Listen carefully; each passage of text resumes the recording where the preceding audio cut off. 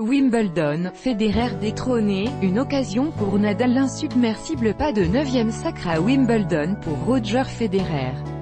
Le maître des lieux a chuté lors des quarts de finale face au Sud-Africain Kevin Anderson, alors que Rafael Nadal a franchi le cap à l'issue d'un duel homérique avec l'Argentin Juan Martín del Potro mercredi.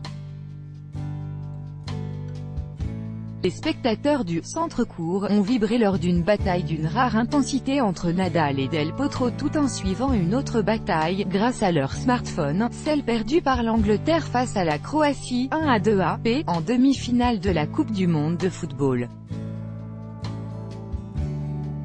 Le dernier duel entre le Majorquin et l'Argentin en demi-finale de Roland-Garros le mois dernier, avait laissé le public parisien sur sa faim tant Nadal, lauréat de son 11e titre dans la capitale française, avait dominé 6-4, 6-1, 6-2.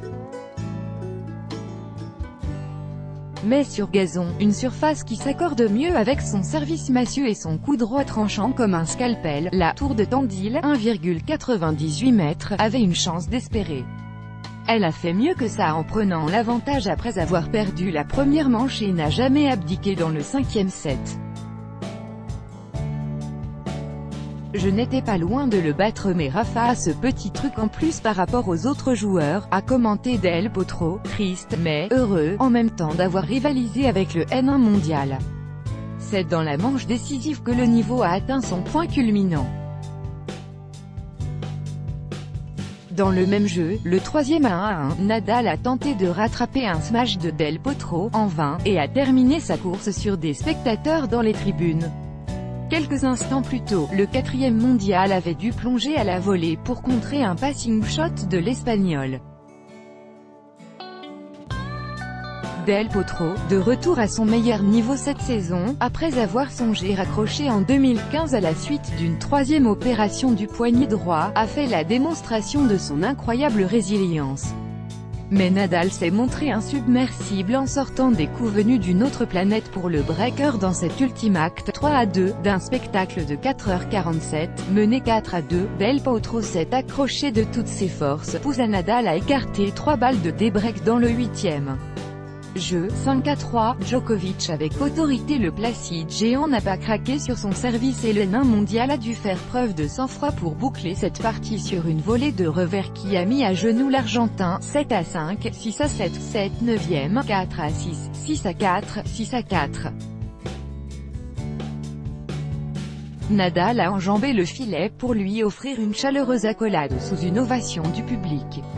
Après l'élimination surprise de son vieux rival Federer, tenant du titre, il a une belle opportunité de réaliser un 3e doublé Paris-Londres, comme un certain Björn Borg.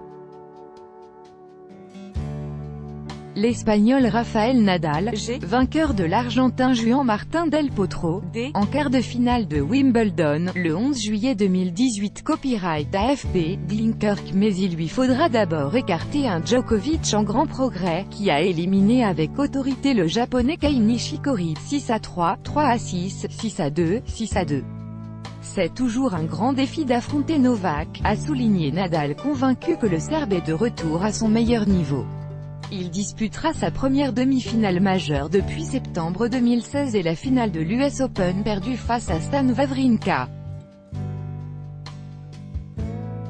Sur le court N1, qu'il foulait pour la première fois depuis 2015, Federer, habitué du central, a perdu sa couronne après s'être pourtant créé une balle de match face à Anderson, 2-6, 6-7, 5-7e, 7-5, 6-4, 13-11, Anderson-Isner, bataille de géants. Tout allait pour le mieux pour l'homme aux 20 trophées majeurs jusqu'à cette opportunité manquée de boucler le match à 5-4 dans la 3e manche sur le service adverse.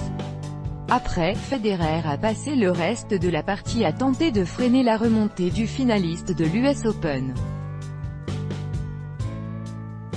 Le Sud-Africain Kevin Anderson, vainqueur de Roger Federer en quart de finale de Wimbledon, le 11 juillet 2018. Copyright AFP, OLISCARFF. Dans un match, vous créez des occasions et vous élevez votre niveau.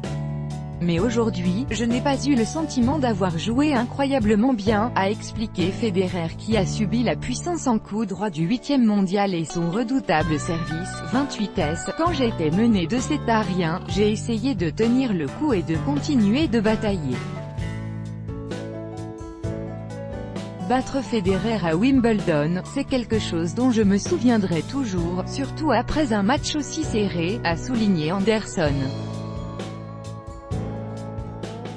Le géant sud-africain, 2,03 mètres, affrontera un autre géant vendredi, l'américain John Isner, 2,08 mètres, vainqueur en 4-7, 6-7, 5-7e, 7-6, 9-7e, 6-4, 6-3, du Canadien Milos Raonic, dans cette journée riche en rebondissements.